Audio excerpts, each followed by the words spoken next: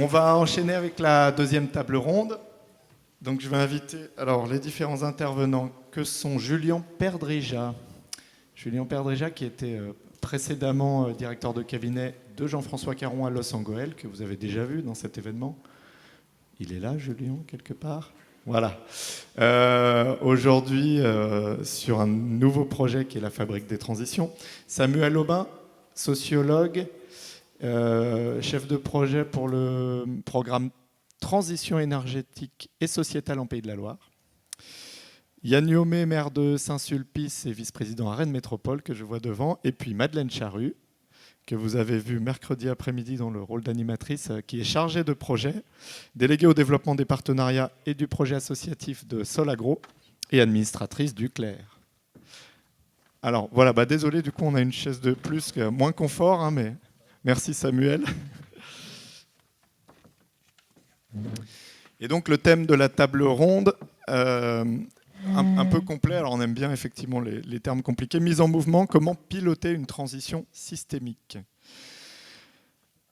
Alors, l'idée, effectivement, c'est de sortir peut-être d'une focale un peu particulière qu'on a nous naturellement, qui est l'énergie, pour se dire, mais en fait, globalement, l'énergie, ça va être beaucoup de transformations assez fondamentales, et donc beaucoup d'autres choses que l'entrée technique énergie doivent aussi bouger.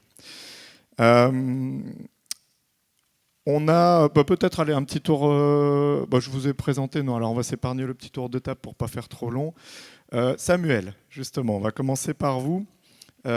Transition systémique. On va pas essayer d'en faire une définition académique, mais en gros, qu'est-ce que ça veut dire essayer de travailler sur la transition systémique, ces notions de complexité.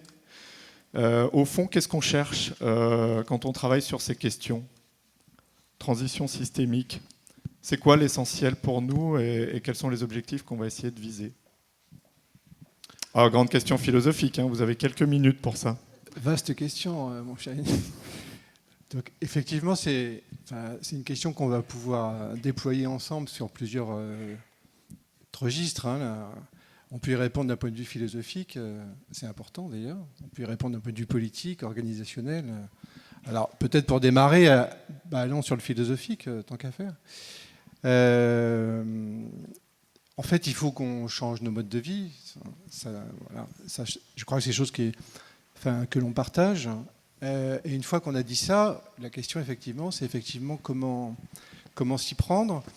Là, la proposition, en fait, serait de dire qu'on a sans doute un changement, alors, effectivement, vraiment philosophique, on pourrait même dire spirituel, anthropologique, qui nous parle probablement de notre rapport au monde. Hein, dit changement des modes de vie, c'est aller vers cette sobriété que l'on espère et qui est loin d'être facile.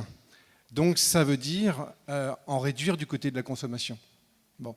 Et on voit bien à quel point c'est compliqué. On réduit la consommation à un endroit dans nos vies, et puis c'est ce qu'on appelle l'effet rebond, elle repart dans un autre.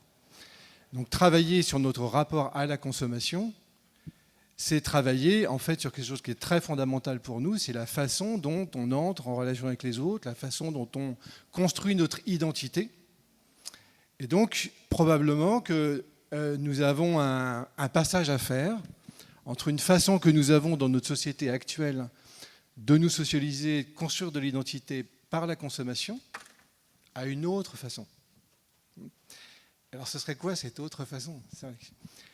Et c'est sans doute du côté des liens, de la qualité des liens.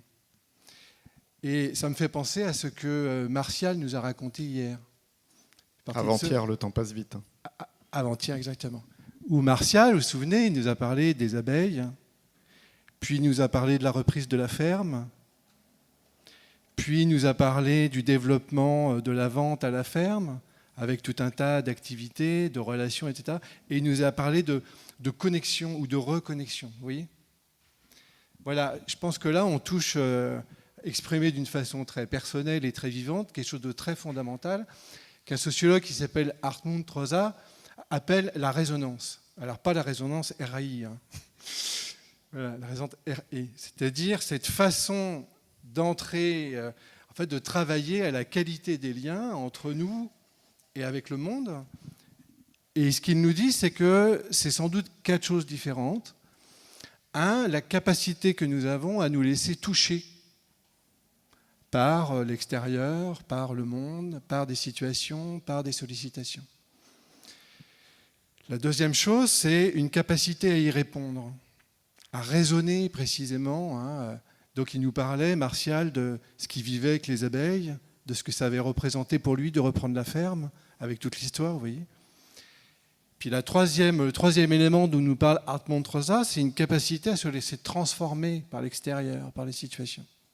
On prend une idée ou on prend une musique et puis elle circule dans notre tête, etc. Et puis, en fait, ça change quelque chose. Oui.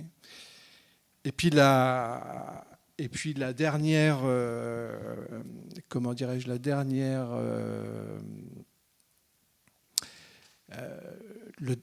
axe, c'est en fait la disponibilité. Comment, parce que évidemment ces choses-là, ça ne se passe pas au moment où on a pensé, ça ne se passe pas avec la personne qu'on a pensé, ça peut se passer à n'importe quel moment. Donc il nous dit voilà comment on peut se mettre dans des situations de plus en disponibilité. Bref, qu'est-ce que je veux dire par là? Et ce que nous dit Hartmut Rosa, c'est qu'il faut sans doute qu'on passe d'une façon qu'on a aujourd'hui, d'une relation avec le monde qui est plutôt du côté de la maîtrise, du contrôle, de la consommation, à certains moments on pourrait même parler de la prédation, à une relation au monde très différente, qui serait plutôt du côté de la résonance. Et ça, pour terminer, en fait, c'est un effet très concret, c'est-à-dire c'est sans doute une possibilité d'accepter de passer d'une façon de chercher à nous épanouir par la consommation à autre chose, parce que nous, les humains, on ne changera pas par de la morale, ou on ne changera pas seulement par de la contrainte, mais on changera par quelque chose d'autre qui sera plus épanouissant et qui serait plutôt du côté de la qualité des liens et de la qualité des relations. Voilà. C'est très philosophique, c'est très entrepreneur, mais c'est probablement un sillon en fait extrêmement fondamental. On parlait je parlais précédemment de valeur avec un S. Voilà, on est dans ce champ-là. Évidemment, il y a quelque chose à transformer autour de ça. Pierre Calam, qui intervenait l'année dernière, utilise une citation de Sénèque qui dit « Il n'y a pas de bon vent pour le marin qui ne sait pas où il va ». Quand on dit transition systémique, il faut bien avoir quand même une petite idée de ce vers quoi on veut aller. Madeleine Charrue, justement. Alors, peut-être pour revenir sur des enjeux un peu opérationnels, comment on fait, vous êtes à Solagro, vous accompagnez des territoires, comment on fait pour faire comprendre un peu assez rapidement, de manière assez concrète, vers où il faut aller? Et c'est quoi en fait ce où il faut aller? Alors c'est pareil, la question peut être vaste, mais comment on aborde l'idée d'un objectif et d'une mise en route autour de cet objectif? Alors oui, moi je suis pas philosophe, je suis la technicienne du groupe. Et donc de façon pratico-pratique, pour rentrer dans ces questions de transition, on aime bien utiliser les outils de prospective. Alors non pas pour dire où il faut aller, mais pour s'en servir, pour réfléchir avec les gens qui sont intéressés par la réflexion, sur c'est quoi finalement un futur désirable et comment ça se construit. Alors l'idée c'est de partir du constat de ce qui existe déjà, alors sans rentrer dans les détails, parce que le constat il est à peu près le même partout. On n'a pas besoin de compter les ampoules électriques pour dire à peu près où sont les grandes consommations d'énergie. On n'a pas besoin de compter les tomates non plus pour regarder comment est organisée la production agricole. On part du constat, on valorise ce qui existe. Souvent dans les questions d'énergie, on commence par découvrir qu'on fait déjà plein d'énergies renouvelables avec le chauffage au bois, mais souvent c'est pas connu. Et puis on regarde comment on peut se projeter dans un avenir autre. Alors nous on utilise des scénarios prospectifs cohérents, et parce qu'ils ont fait l'objet d'une approche systémique dans leur construction, donc Négawatt pour l'énergie, After 2050 pour les questions agricoles et alimentaires, et qu'on décline finalement à l'échelle du territoire là aussi, pas en rentrant dans les détails, mais dans les grands principes. Oui, il va falloir baisser les consommations d'énergie. Oui, il va falloir augmenter la production renouvelable. Sur le côté alimentation, si on n'aborde pas les questions d'assiette et d'élevage, on n'ira pas aux objectifs. Donc on met en évidence les grands leviers et puis on laisse les gens regarder et s'approprier les enjeux et définir finalement quelle est leur ambition. Et construire une ambition commune. Et alors le grand intérêt de la démarche, indépendamment de la fixation d'objectifs, c'est que quand on se projette à 2050, eh bien, on peut, et qu'on a des institutions, des agriculteurs, des citoyens, qui quand même à la ville ont des enjeux, des rivalités, des postures assez différentes. Quand on se projette 30 ans plus tard, eh bien, finalement, l'ambition de retrouver la qualité des eaux, d'avoir une assiette accessible à tous et bonne pour la santé et le climat, on arrive à construire une ambition commune, à dépasser les contingences du moment. Et c'est vraiment très, très important pour pouvoir démarrer et s'engager dans une démarche. Peut-être, du coup, pour faire un pont entre une approche philosophique et une approche déjà opérationnelle, Julien, alors, à travers l'expérience plutôt aujourd'hui précédente à Los Angeles, comment on fait ce lien entre des transformations personnelles autour de systèmes de valeurs, d'enjeux concrets comme l'alimentation, l'énergie? Enfin, il faut bien se raconter un peu des histoires sur la manière dont les choses vont se passer. Bonjour à tous, merci. Je pense qu'effectivement, on sait globalement où on doit aller. Transition énergétique, transition alimentaire, transition démocratique, transition économique. On pourrait même parler pour certains de transition anthropologique, ça a été dit, mais on peut attraper assez facilement finalement des poignées pour se saisir de cette complexité. Et peu importe le fil qu'on va tirer, de toute façon, à un moment donné, ça va résonner avec les autres enjeux. Maintenant, la question, c'est comment on arrive à accompagner un changement de posture, à soutenir ces postures d'engagement, à créer des conditions d'intégration d'enjeux contradictoires, parce que ça peut être contradictoire, la transition énergétique et la transition alimentaire. On peut faire des grandes unités de méthanisation qui vont à l'encontre de circuits courts et de proximité en bio. On peut vouloir aller très vite parce qu'on a des résultats très importants à atteindre tout de suite en oubliant le temps de la démocratie. Donc, cette question de comment on soutient ces postures, comment on soutient cet engagement, comment on soutient cette intégration d'enjeux contradictoires et comment on soutient la valeur que tout cela crée, au sens à la fois économique mais aussi philosophique du terme, eh bien, pour moi, c'est ça la question de l'ingénierie systémique. Et donc, pour y arriver, on a considéré dans un premier temps, et on n'a rien inventé, qu'il fallait partir des expériences pilotes en la matière, de territoires engagés depuis des dizaines d'années sur ces enjeux de transition systémique. Et de regarder finalement les conditions contextualisées qui faisaient que ça réussissait, mais aussi les principes directeurs communs à ces différentes expériences pour modéliser, pas pour dire il y a une méthode, il y a un modèle, mais pour modéliser pour soi une façon d'engager ce mouvement. Et de se dire que finalement ces conditions contextualisées, on peut les dépasser, les conditions seront toujours différentes d'un territoire à un autre, par contre ces grands principes directeurs seront toujours les mêmes. Et deuxièmement, on a voulu le faire, et c'est la démarche des villes-pairs, territoire pilote de la transition, dont la première génération embarquait Le Mené, Malonné, Grande-Synthe et Los Angeles, c'était évoqué avant-hier.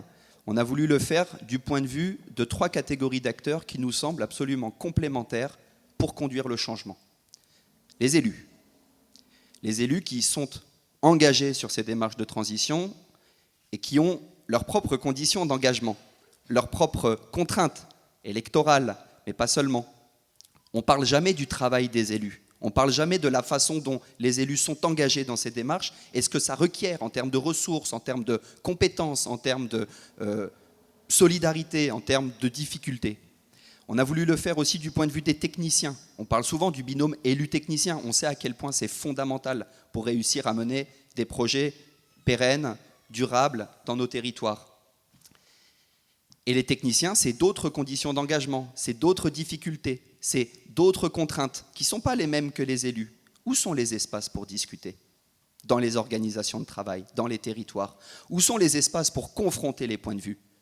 L'élu, il n'est pas plus légitime que le technicien sur ces enjeux. Il a une légitimité qui lui est propre. Le technicien, il a sa propre légitimité technique. Et donc, où sont les espaces de dialogue, d'interaction là-dessus ? Troisième catégorie d'acteurs, les opérateurs économiques, qui ont leurs propres conditions d'engagement au territoire, leur propre capacité à territorialiser la valeur, leur propre capacité à agencer des solutions intégrées. On parlait tout à l'heure des dynamiques servicielles qui vont faire que on modélise des démarches économiques pérennes. Et puis, Villepert ne le faisait pas, mais je pense qu'il y a une quatrième catégorie d'acteurs absolument nécessaire à embarquer. Et il y en a sans doute d'autres, mais il y en a au moins cette quatrième, c'est les acteurs de l'État déconcentrés. Voilà. Comment on agence ces différentes compétences au sein de l'État, très souvent prises en silo, et comment on les connecte à ces démarches de transition territoriale. Et puis il y a les habitants, alors qu'ils sont peut-être parfois moins acteurs, mais vous évoquiez le aller très vite en oubliant le temps de la démocratie. En oubliant la démocratie, au fond, c'est les habitants et le fait de les embarquer ou pas dans le bateau. Yann Huomé, là-dessus, moi je pense toujours à la petite phrase de Nicolas Hulot quand il a démissionné. L'état de la planète ne s'accommode plus des petits pas. Certes, mais pour avancer, il faut bien mettre un pas devant l'autre. Vous, les petits pas, ça ne vous fait pas spécifiquement peur. C'est peut-être même une condition d'action de votre point de vue en tant que maire. Oui, bonjour à tous. Je crois qu'il faut commencer, moi ce que j'aime bien dire, c'est qu'il faut commencer par avoir prise sur le réel, c'est-à-dire commencer par des choses où on va commencer à faire, puis c'est en faisant qu'on apprend. Et je crois qu'aujourd'hui, on a une nécessité d'embarquer les gens à défaut d'avoir une rupture en disant si je veux aller trop vite tout seul, à un moment donné je regardais derrière et je serais vraiment tout seul devant et j'aurais pas embarqué tout le monde, voire avoir des conflits, des oppositions très très fortes. Alors je pense qu'il faut animer le conflit, ça a été dit tout à l'heure d'ailleurs très, très justement, et animer le conflit, c'est animer des enjeux contradictoires entre l'ambition individuelle, l'enjeu individuel et l'enjeu collectif. Et si on veut amener les gens à travailler avec nous, à pouvoir changer collectivement, il y a un courant de pensée, l'empowerment, c'est-à-dire le pouvoir d'agir. C'est-à-dire que comment on permet aux gens de penser autrement qu'à partir d'eux-mêmes. Et donc l'élu, une des fonctions de l'élu, en tout cas moi ce qui m'anime, c'est l'idée de porter mon énergie, mon travail sur la notion d'intérêt général. Nous ne naissons pas avec une posture première d'intérêt général. C'est une construction de pensée, c'est une éducation, c'est une culture. Donc ça sous-entend que si nous voulons amener les citoyens, les habitants à partager cet effort d'intérêt collectif, d'intérêt général, c'est-à-dire qu'il faut leur apprendre. Donc, ce dont on est parti sur la commune, par exemple, si on prend une grande majorité des dossiers, que ce soit les questions de bio dans la cantine, d'un plan local d'urbanisme avec plus d'une quarantaine de rencontres avec les habitants, etc. C'est-à-dire qu'il faut les former. C'est-à-dire qu'il faut aller. J'aime bien l'idée de pas à pas, c'est-à-dire c'est comment on construit des marches, comment on construit des étapes qui permettent à chacun de comprendre là où on veut l'amener. Et arrêter de faire croire qu'en fait, chaque fois qu'on a une idée, on part d'une page blanche. La page blanche, elle n'existe pas. Donc il y a un cadre, il y a des posture première de compréhension de concepts philosophiques, techniques, de ressentis, de représentation, de culture. Et donc ça, faut les tricoter un petit peu ensemble. Et quand on commence à les tricoter ensemble, on commence à faire ressortir des pensées qui ne sont pas que dans des relations de j'ai ou j'ai pas, mais dans les relations de comment on peut construire ensemble, tout en ayant conscience qu'il y a du conflit. On n'est pas tous d'accord, mais comment on anime ce désaccord. Donc ça, c'est pour moi une pierre essentielle. Et la deuxième, c'est peut-être que dans le monde d'aujourd'hui, faudrait se passer de l'infantilisation, c'est-à-dire de se dire qu'on parle de systémie, de complexité. C'est là où vous allez voir, moi, ce qu'on dit à un élu d'une manière générale, hein, mais tout le monde le sait dans la salle, c'est « oh là là, c'est compliqué ». Moi, dès que je demande quelque chose, c'est « oh là là, c'est compliqué ». Donc cette phrase-là, elle revient tout le temps. Donc comme on m'explique que c'est compliqué, je leur dis bah, ça tombe bien, c'est pour ça que je vous paye. Donc du coup, vous allez m'expliquer que comme c'est compliqué, on va trouver une solution. Parce qu'ils ne viennent pas pour ça à la base, en tout cas pour les bureaux d'études, on en reviendra. Donc c'est comment à partir de ça, on crée, alors moi j'appelle ça des ruses pédagogiques aussi, hein, c'est-à-dire que des situations qui permettent d'amener la complexité à être intelligible, à être compréhensible, et de les construire pas à pas. Voilà. Donc mettre les habitants des fois au cœur du sujet, bah, ça va être quelque chose d'intéressant, parce qu'en fait on va freiner le technicien, on va freiner en fait on va rapprocher le décalage de connaissances entre celui qui ne sait pas. Donc comme là, il y a les sachants, il y a les non-sachants. En termes d'organisation spatiale, c'est plutôt sympa. Et donc du coup, c'est ça qu'il faut traiter avec les habitants également. C'est-à-dire que du sachant, non-sachant, le technicien, il sait, il va très vite. L'élu, lui, donne le sens, et l'habitant, lui, il questionne et il freine. Donc quand on met les trois ensemble, bah, du coup, ça crée quelque chose qui avance, un peu boiteux des fois, mais ça avance quand même. Et ça avance moins vite. Je pense qu'on a besoin de ralentir. D'où le pas à pas. Intéressant, Samuel, justement sur cette question, vous avec le programme Transition énergétique et sociétale, vous êtes beaucoup questionné sur des enjeux un peu théoriques qui tendaient rapidement à aller vers du pratique et des méthodes d'approche. Dans ce terme, piloter une transition systémique, c'est piloter, quoi. Il faut tenir le volant, il faut savoir, ou la barre, et il faut savoir un petit peu comment on avance, comment on fait les choses concrètement. C'est vraiment l'objet de nos échanges. Comment vous abordez ça, justement, dans le cadre de votre programme? Alors, vous parlez beaucoup de mode de vie, et qu'est-ce que ça veut dire, finalement, d'aborder méthodologiquement une transformation par les modes de vie? Oui, tout à fait, parce que voilà, j'ai commencé par la dimension plus philosophique et anthropologique, mais après les transformations, elles se font sur le terrain du politique et sur le terrain méthodologique. Alors, le programme que je coordonne avec quelques collègues, c'est un programme qui est à l'échelle des Pays de la Loire et qui est porté par 30 partenaires et qui vise à faciliter l'émergence sur les territoires des Pays de la Loire, plutôt à l'échelle intercommunale, de dynamique collective, de transformation énergétique et sociétale. Et dans le programme, on est parti sur quelques hypothèses. La première hypothèse, comme je disais tout à l'heure, c'est qu'il s'agissait de transformer nos modes de vie.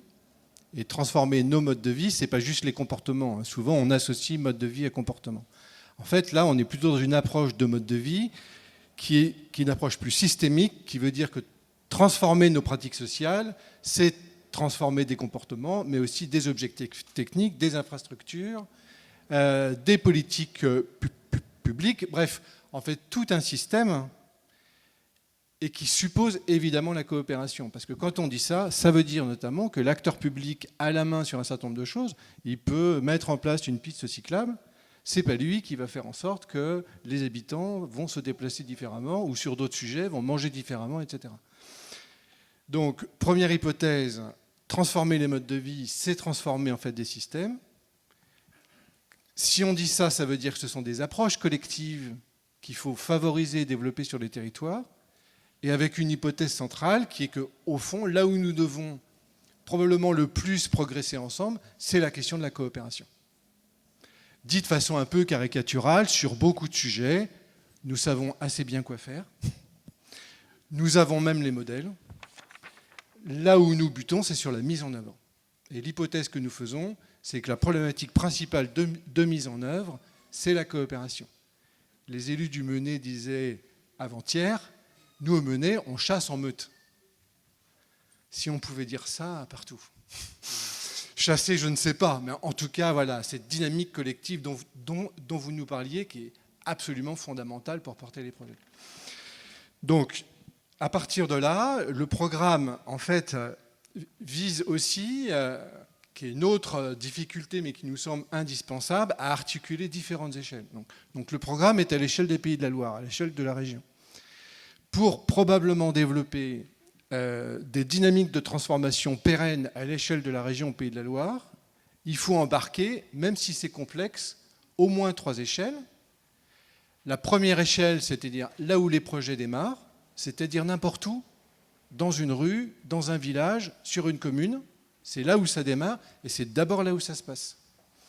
L'échelle intercommunale, qui est une échelle majeure pour porter les modes de vie et qui aujourd'hui a des compétences fortes, mais où il y a tout un travail à faire de coopération entre communes et intercommunalités, et puis l'échelle de la région. Bref, donc dans le dispositif, on a mis en place ce qu'on a appelé un collectif d'acteurs qui va rassembler en fait ces 30 partenaires à l'échelle de la région qui ont vocation ensemble à accompagner les territoires sur ces questions-là. Vous trouvez l'État, la région, l'ADEME, des syndicats d'énergie, des associations spécialisées, des territoires. Et là, c'est un espace en fait d'apprentissage de la coopération. C'est un espace un peu protégé où ce qui se dit reste dans ce cadre-là et où on va, j'allais dire, embarquer des acteurs et des personnes. En fait, c'est fondamental, nous semble-t-il, dans le dispositif parce que ces processus de coopération se jouent entre les personnes. Ce ne sont pas les organisations qui coopèrent entre elles, ce sont les personnes. Et pourtant, il faut aussi embarquer les organisations. Donc c'est un espace où les acteurs vont venir passer de leur posture d'acteurs embarquant des organisations à la posture de personnes qui, entre elles, tissent des liens et qui vont pouvoir bricoler de façon extrêmement concrète des coopérations sur le territoire. Donc ça, c'est l'échelle de la région, mais qui est une première échelle en fait fondamentale parce que si les accompagnateurs déjà ne coopèrent pas entre eux, vous voyez, et descendent sur les territoires en silo, avec chacun leur protocole, leur politique, leur méthode de contractualisation, ça n'aide pas du tout les territoires à aller vers la transversalité dont on parle. Et puis le deuxième élément du dispositif, c'est de travailler très concrètement à l'échelle intercommunale. Donc on a 4 territoires aujourd'hui pilotes, ou des territoires d'expérimentation, où avec les acteurs, on essaie de travailler concrètement sur des dispositifs dans 2 directions, qui nous semblent, et puis je terminerai là-dessus. La première direction, c'est comment développer d'une façon la plus concrète possible des modalités de coopération entre acteurs publics et porteurs de projets de la société civile. Parce qu'encore une fois, toutes ces politiques, tous ces projets, bien sûr, sont animés par l'acteur public, mais ce n'est pas lui qui va faire tout ça. Ce sont des chefs d'entreprise, des agriculteurs, des associatifs. Donc là, l'idée, c'est de travailler très concrètement sur des modalités, vous voyez, de repérage de toutes ces initiatives et puis de soutien. Voilà. Donc ça, c'est le premier axe. Et puis le deuxième axe, c'est la transversalité.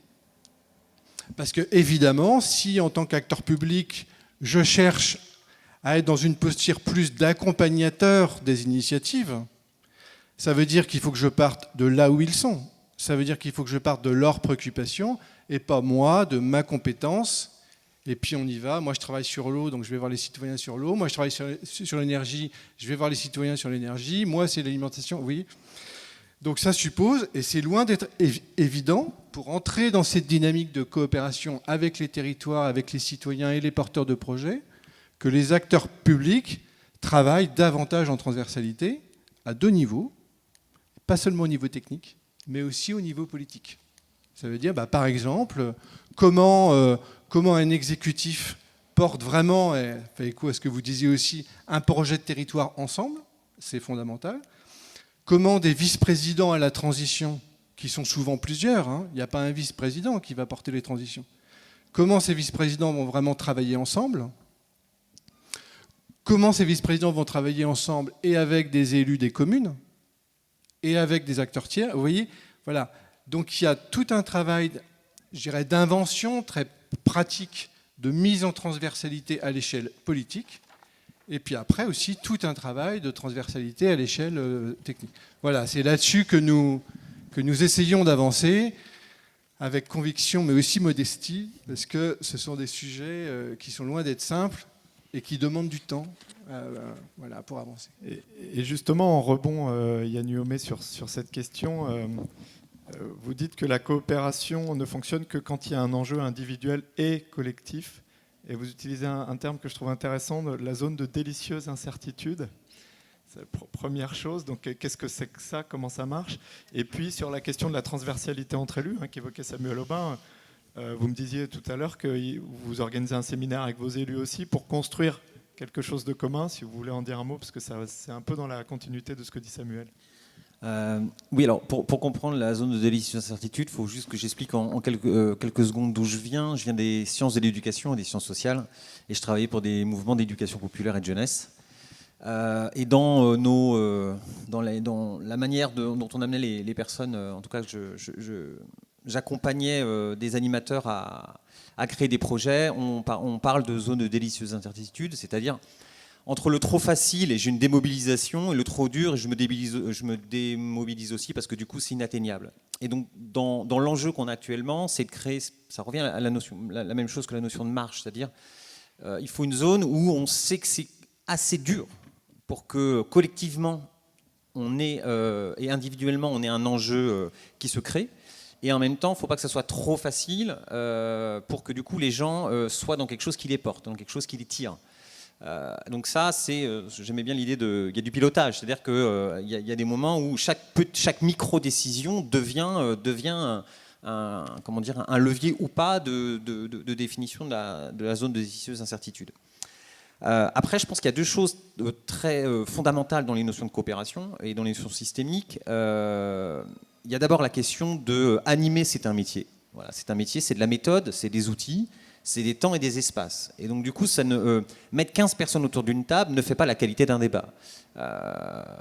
Donc je pense nous devons monter collectivement, j'entendais absolument ce qui se disait sur la question des services, la question des élus. Oui, nous devons monter en compétences, et pour les habitants également, on doit monter en compétences collectivement en termes d'outillage, en termes de méthode, de processus, comment on anime le débat, comment on anime la parole.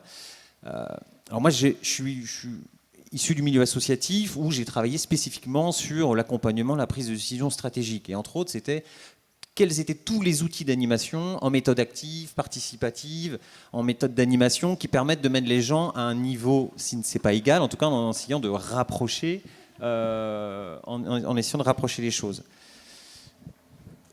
C'est des outils qui permettent de mobiliser. On fait des séminaires, donc à la question des séminaires, tous les semestres on fait un séminaire avec les élus. On est une quinzaine. Il y en a un demain, voilà. Il y en a un demain et le matin, les élus, je les mets avec des magazines. Il y a une centaine de magazines. Ils ont un format A3, ils découpent dedans, voilà. Et puis le thème, c'est la représentation de l'identité de la commune. Donc chacun va faire son tableau. Et puis après, il y a un deuxième temps où chacun présente son tableau et dans la présentation du tableau, on retient les mots clés. Qu'est-ce qui fait sens ? Et puis ensuite, on travaille la question de quels sont les mots qui reviennent souvent, quelles sont les représentations qui reviennent souvent. Et finalement, dans un troisième temps, on reprend un peu le programme ou le schéma directeur et on se redit comment on fait du lien entre nos représentations individuelles et collectives et puis ce sur quoi on s'est mobilisé collectivement. C'est beaucoup moins chiant, pour le dire, qu'une réunion où on prend un schéma directeur avec un tableur Excel avec tous les objectifs à gauche, la planification année par année, en se disant mettez un coup de fluo, puis après voilà. Donc c'est une question. Moi je pense qu'il y a vraiment une question aussi de méthode. Les habitants, c'est la même chose, c'est-à-dire que si vous les mettez dans une salle où il n'y a que celui qui a la capacité de parler avec une aura certaine devant 200 personnes. Bon, on a déjà trié à peu près 98% des gens, hein, et celui qui parlera, il parlera que pour lui-même. Donc, faut qu'on monte, faut qu'on invente en fait des systèmes où on fait rencontre dans ces discussions. Et là, on m'a posé la question, parce que je fais un tout petit détour, je prends encore une minute. C'était la notion de comment on anime ce conflit, parce qu'évidemment, à chaque réunion, quand vous parlez des rues, un élu, il sait qu'à chaque réunion, potentiellement, il va avoir un sujet qui va surgir et le trottoir, le poteau, bref, le quotidien. Ce qui veut dire aussi, c'est qu'il faut se préparer à se dire que nous n'allons pas être d'accord. Et en fait, c'est ça le jeu. C'est-à-dire que si nous sommes en désaccord, anticipons la manière dont on va traiter ce sujet. Plutôt que de se dire, j'espère que ça va bien se passer, et si on en a un qui parle, on le sabre, et c'est sûr, la prochaine réunion, il ne sera pas là.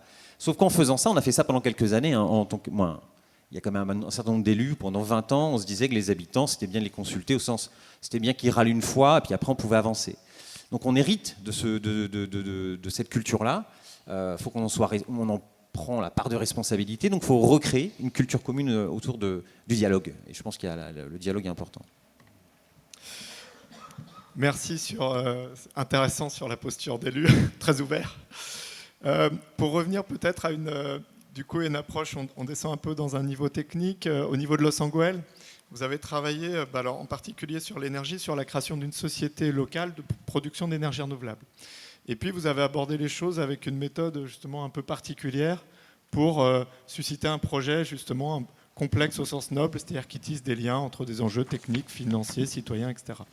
Comment vous êtes pris? C'était quoi votre philosophie? Parce que c'est un petit peu atypique. Et puis Madeleine pourra réagir dans la posture de peut-être des bureaux d'études qui sont de l'autre côté de la collectivité dans ce cas-là, pour voir comment ça s'agence, cette relation entre une collectivité et puis des gens qui l'accompagnent.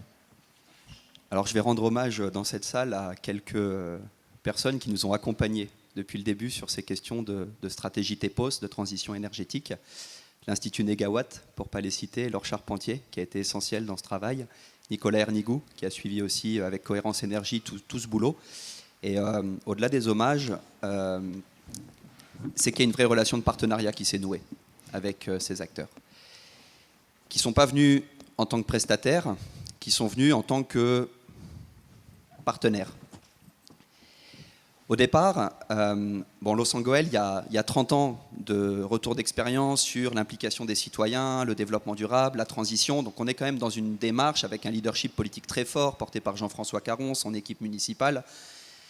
Donc il y a un contexte quand même très favorable au dialogue, élus, techniciens, au fait qu'on peut se dire les choses, qu'on se prépare à ne pas être d'accord, qu'on met qu'on met les conflits au travail. Bon, et on part sur un cahier des charges pour faire un écoquartier excellent en termes de transition énergétique. C'était ça la commande. Et le cahier des charges part comme ça, pour des raisons sur lesquelles je ne reviens pas, mais voilà, la commande a le mérite d'exister, politique. Le cahier des charges a le mérite d'être lancé, mais il est bien bancal. Et puis on a plusieurs répondants, dont l'Institut Négawatt, qu'on choisit collectivement avec les partenaires qui nous financent. On anonymise toutes les réponses, et voilà, parce qu'on ne voulait pas être taxé de favoritisme par rapport à des bureaux d'études avec lesquels on est proche idéologiquement. Et donc on met des grands groupes énergétiques, toute une série de partenaires autour de la table, et on choisit, et c'est l'Institut Négawatt qui remporte le marché. Et donc on était censé travailler sur un écoquartier. Et au final, 6 ans, 7 ans après, on sort avec un plan solaire citoyen participatif. La commande initiale, on n'est pas resté vraiment scotché à elle, quoi. On a su s'adapter, bouger les lignes, on a su se comprendre, s'écouter, et finalement, pour moi, un gros apport des bureaux d'études qui nous ont accompagnés, ça a été en fait de requalifier la commande. Mais c'est pas simple, parce que quelle légitimité on a quand on répond à un appel d'offres pour revenir sur ce qui a été mandaté. Quelle posture on adopte quand on est mandataire et qu'on se voit dire que finalement on s'est peut-être un peu planté dans l'idée initiale. Bon. Et puis donc chemin faisant, c'est un grand processus d'éducation finalement populaire, parce qu'on invite les gens, on a des partenaires, on forme les élus, on destination TEPOS qu'on teste à ce moment-là. Voilà, bon, il y a une acculturation de cette logique de transition énergétique, une priorisation pour dire à un moment donné on ne va pas pouvoir tout faire, parce qu'il y a des conditions d'engagement aussi financières, en termes de capacité de charge de travail. Bon. Et donc, un arbitrage politique, administratif, financier se fait autour de l'idée de généraliser des toitures solaires dans des formes qui permettent la mobilisation citoyenne, les cigaliers, l'épargne locale, etc. Et là, on rentre dans une deuxième phase du projet, où en fait on va aller chercher 3 AMO complémentaires, 3 assistances à maîtrise d'ouvrage, Cohérence Énergie, toujours embarqué sur, on va dire, la dimension technique, pour nous aider à qualifier les bonnes toitures, les bons panneaux solaires, voilà, tout ce boulot absolument essentiel sur lequel on a besoin d'être appuyé. Espelia, pour la dimension juridique et technique, c'est-à-dire quel modèle finalement, quel montage administratif et juridique on pose, en tenant compte des contraintes qui sont les nôtres, c'est-à-dire l'implication des citoyens, le fait que c'est des toitures publiques, le fait qu'il y en a une dizaine, donc il n'y a pas vraiment tant de volume, mais il y a un petit volume quand même. Voilà, donc tout ça, ça doit être discuté. Et puis une AMO sur l'implication des citoyens. Parce que pour la première fois, en tout cas de mon expérience à Los, on ne se place plus en tant que mairie comme l'institution qui va impliquer et être parfois même représentant de l'intérêt des citoyens, parce qu'on n'en est pas moins une bureaucratie. Et que nous, notre intérêt dans l'affaire, c'est quand même de gérer ce projet, de sortir la société de le montage, et puis finalement d'arriver à faire tourner tout ça. Et donc énergétique va travailler sur l'enjeu de l'implication des citoyens. Et on réunit ces 3 AMO qu'on a recrutés séparément, parce qu'on savait que c'était elles avec lesquelles on voulait travailler. Et on les met dans une salle en leur disant, voilà, il va falloir coopérer. Et ça veut dire quoi, coopérer? Ça veut dire qu'en fait, vous n'allez pas être d'accord entre vous. Nous-mêmes, on ne sait pas en fait exactement ce qu'on veut. Vous-même, vous ne savez peut-être pas encore ce que vous allez nous proposer. Et il va falloir apprendre à le faire ensemble. Et pour ça, on a une méthode. C'est qu'on a, on va dire, des réflexes autour de réflexivité, c'est-à-dire de retour sur expérience. Là, ça coince, on se parle. Là, ça ne marche pas, on se le dit. Et on crée des espaces où des élus, des techniciens, les citoyens même impliqués, vont discuter et finalement se positionner collectivement. Et juste pour prendre un peu de recul, en fait, ce plan solaire citoyen, ce n'est même pas le livrable du cahier des charges sur l'écoquartier tip-top en termes de transition énergétique. Ce plan solaire citoyen, c'est le livrable de ce que Marcel Caron, qui est un peu notre Paul Houet local, va développer en lançant les Goéliades, festival culturel participatif local. À Los, on ne voulait pas mourir non plus, la mine était finie, on voulait lancer une démarche culturelle, une dynamique culturelle. Et bien voilà, 40 ans après, ça donne naissance à ce plan solaire. Et quand on dit à l'ADEME ou à d'autres partenaires financiers, c'est quoi le livrable? En fait, il faut assumer qu'on ne sait pas c'est quoi le livrable à la fin. Merci. Madeleine, donc on change un peu de perspective, celui d'une association qui a un métier de bureau d'études engagé. C'est un petit peu la même chose finalement, mais vous voyez des cahiers des charges passer et vous vous dites des fois intuitivement, c'est pas vraiment de ça dont ils ont besoin. Comment vous vous positionnez quand vous lisez des choses qui vous semblent un peu stéréotypées et que vous ressentez que c'est pas vraiment là où ça se passe fondamentalement? Ben oui, parce qu'il n'y a pas que Los Angeles qui qui a des envies de transition et on n'est pas toujours dans des positionnements aussi ouverts. Et puis, il faut bien dire aussi que simplement aujourd'hui la gestion la façon dont les partenariats s'organisent et sont obligés de s'organiser par les marchés publics. On fait un cahier des charges, il faut répondre au cahier des charges et puis en principe on y est tenu. Sauf, alors effectivement, de toute façon, on commence, nous, toujours une relation en étant prestataire, c'est-à-dire en répondant à un cahier des charges. Dans un certain nombre de cas, on peut devenir partenaire, mais ça se construit dans le temps.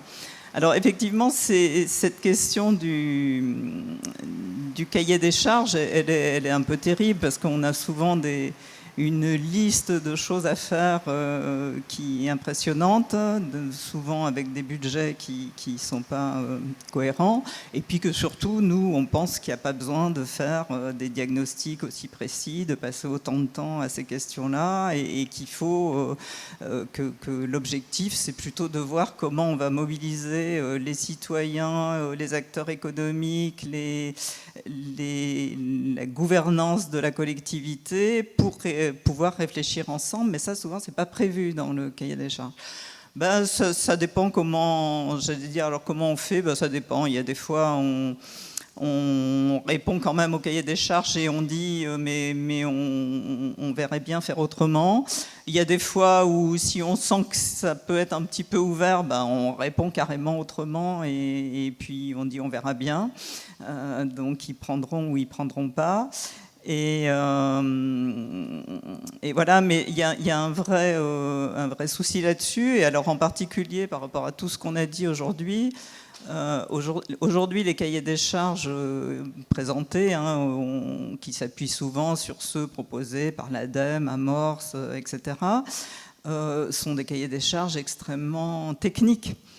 Il y a très peu de place pour réfléchir aux questions de l'organisation de la gouvernance, aux questions de la mobilisation, aux questions de la coopération. Ça n'existe pas. Donc, forcément, si on veut aborder un tout petit peu ces questions-là, déjà, c'est des choses qu'on rajoute. Alors, pareil, si on est dans des collectivités qui ont participé aux rencontres TEPOS, ils vont dire « Ah, mais oui, ça, c'est intéressant, on va le garder ». Mais dans la plupart des cas, c'est pas aujourd'hui. Nous, ce qu'on fait à peu près systématiquement, c'est qu'on se rajoute... Alors, soit on le dit, soit on le dit pas, mais on le fait toujours. C'est ce qu'on appelle un mini diagnostic de gouvernance. Parce que de savoir avec un petit questionnaire rapide de nos interlocuteurs, qu'est-ce qu'ils connaissent du budget qui est alloué à ces questions-là, comment ils interfèrent avec les autres, à quel niveau ils sont dans les processus de décision. Parce que si on voit que c'est pas organisé comme il faut, c'est pas la peine de faire des super plans d'action et des trucs, on sait que rien sera mis en place derrière. Donc on fait à minima ce diagnostic. Si on a des questions, des alertes, eh ben on en fait part à nos interlocuteurs. Et puis parfois, on va jusqu'à publier parce que c'est justement un point important pour la collectivité et que ça va leur permettre, eux, d'avancer et de débloquer quelque chose pour espérer avancer. Mais on est toujours un peu... on avait parlé être dans le cadre, être hors cadre. Pour faire ça, aujourd'hui, on est à la limite du cadre parce que ce n'est pas des choses qui sont communément prévues et admises. Mais bon, on ne fait pas la transition en restant dans le cadre. Je vais vous proposer, comme le temps avance quand même, peut-être un message qui vous tiendra à cœur chacun, chacune. Et si vous pouvez, 1 minute si possible pour ce message-là, ou un écho de ce que vous avez entendu là, qui vous a particulièrement marqué. Samuel, pour commencer à chaud. À chaud, effectivement, le message principal, enfin la préoccupation principale pour moi et pour nous, ce serait qu'il faudrait à la fois tenir dans la durée. On voit bien, par exemple, les expériences les plus fortes qu'on nous raconte, le Sangwell, le Mené, c'est 30, c'est 40 ans d'histoire. Cette transformation de mode de vie, c'est pas du jour au lendemain, c'est pas 6 mois, c'est pas 2 ans, c'est pas 3 ans. Voilà. Donc, comment ensemble construire des dispositifs, des démarches qui vont tenir dans la durée? Première préoccupation. Et la deuxième préoccupation serait du côté du déclenchement. Parce qu'on se dit, bah oui, mais alors là, avec le temps qui nous reste. Et je repense souvent à cette expérience sur le Mené, ce moment où Paul Loué mène cette démarche. Et puis il se passe quelque chose, me semble-t-il, dans les années 65, sur un temps assez court. Tout d'un coup, les hommes et les femmes du Mené se disent « on ne veut pas mourir ». Et ça, vous voyez, quelque part, c'est un moment d'accélération. Donc voilà, ce serait ça. Alors, nous, par exemple, et j'en terminerai là-dessus, une des choses qu'on va essayer de faire dans les années qui viennent, c'est d'aller chercher notamment les élus des Pays de la Loire, les élus qui sont en direction d'exécutifs des intercommunalités, avec des sessions qu'on est en train de tester, de bricoler, pour essayer de provoquer, déjà avec eux, puis après avec d'autres acteurs plus là, ces moments d'accélération dont on a besoin, où là, vous disiez l'humain au centre, toujours, tout le temps. Voilà, c'est ça. C'est ces moments d'accélération où on est capable d'aller chercher l'humain, d'aller chercher les hommes et les femmes, et là, il peut se passer des choses étonnantes, qui tiennent dans la durée. Hein. Merci. Yann Yomé. En 1 minute. Bon, il ne faut pas tout dire. Ouais, non, il ne faut pas tout dire. J'avais noté sur la fin deux, trois petites choses. La première, on parle souvent de rigidité administrative. Bon, pour ceux qui pratiquent l'administration publique, quand on vient du privé, il faut quelques mois de digestion. Moi, je pense que une des problématiques majeures qu'on a peut-être aujourd'hui, c'est qu'on est dans un système, finalement, quand on en parle entre nous, où on fait du pilotage. Et aujourd'hui, on nous parle ordonnancement et planification. Donc, je pense qu'il y a un moment de rencontre qu'il faudra avoir un jour avec l'État, hein, l'État étant des grands financeurs des collectivités territoriales, une fois qu'on a enlevé ce qui nous reste de taxes locales, qu'on appelait avant taxes locales. Donc, je pense qu'il y a cette question-là, c'est quoi la capacité qu'on a aujourd'hui de planifier, on parle de politique publique de 40 ans, là où aujourd'hui on a 6 mois de pilotage. Alors qu'on dit, voilà, je sais à peu près financièrement dans 6 mois où je fais des perspectives à 4 ans, c'est sacrément fumeux. Donc comment on gère ça? Comment on gère un temps où dans les années 80, le maire, il arrivait, il avait 6 ans devant lui, il avait l'État qui lui disait, voilà mon bon monsieur, on lui donnait une feuille de route financière et il pouvait planifier. Aujourd'hui, on pilote à vue tout le temps. Donc c'est une autre manière de faire, et je pense qu'il y a de temps en temps, en tout cas des incohérences entre ce qui est demandé en termes de prévoir l'avenir, anticiper, etc., et le fait qu'on pilote à 3 mois. Et le deuxième sujet, c'est la question d'une novlangue, c'est-à-dire que la question d'une espèce de langue administrative, technico-juridique, où on essaye de dire qu'il n'y a plus de gens exploités, mais ce sont des gens exclus ou des favoris. Il y a tout on pense avec des mots, et je pense que à nous de faire aussi attention, techniciens, élus, des mots qu'on utilise pour essayer de ne pas trop déformer le réel, parce qu'on pense la réalité sociale avec des mots. Donc dans je suis élu d'une métropole, dans une métropole, hein, une grosse métropole, Rennes Métropole. Donc on a la chance d'avoir des très gros services qui sont extrêmement compétents, extrêmement formés, qui aident une collectivité comme Saint-Sulpice-la-Forêt, 1500 habitants. Vous voyez bien, 500 000 habitants, 1500 habitants, on n'a pas tout à fait la même ingénierie. On est 13 agents, il y en a 6000 si on prend Ville de Rennes et Rennes Métropole. Donc il faut jouer ces deux cartes-là. Donc je pense qu'il faut garder ces deux cartes en faisant attention de ne pas se perdre dans les mots, de ne pas se perdre dans une espèce de jargon où on aurait du mal à repenser la réalité. Voilà, une fois que j'ai dit ça, je n'ai pas tout dit, mais j'ai dit ce que je pensais. Merci. Madeleine ? Ouais, alors moi, le message principal quand même, c'est qu'il faut vraiment s'y mettre. Hein. Je rappelle qu'il y a le climat n'attend pas et qu'il y a vraiment urgence à agir. Alors il va falloir se hâter lentement, comme on dit, puisque effectivement c'est important de s'inscrire dans la durée, mais c'est important de démarrer et que nos petits pas deviennent quand même rapidement de plus en plus grands pour avoir les effets voulus. Et c'est vrai que par rapport à cette table ronde, le message, c'est que je crois qu'aujourd'hui, on a quand même, j'allais dire, on sait un peu ce qu'il faut faire, on sait comment faire. Il faut vraiment qu'on allie les compétences des approches techniques, biophysiques, qui permettent de ne pas se tromper d'objectif quand même, et même si ça paraît plus simple que reste, faut pas l'oublier. Et puis les approches plus coopératives, de travail sur le changement. Il faut vraiment, alors comme on ne va pas attendre que les villes fassent comme Los Angeles, choisissent leurs intervenants et pour les obliger à coopérer, je pense qu'il faut qu'on se regroupe, hein, ceux qui ont ces différentes approches, pour être plus efficaces dans nos interventions, dans nos accompagnements, et qu'il y a vraiment un enjeu là-dessus, là, dans les mois et les années qui viennent. Et puis si on pouvait faire un collège des transitions sociétales dans d'autres régions que les pays de la Loire, ça favoriserait peut-être les mises en route. C'est ouvert. Julien, pour conclure. Un message et une proposition, c'est possible? Oui, c'est 1 minute, c'est tout. Le message, c'est effectivement regroupons-nous.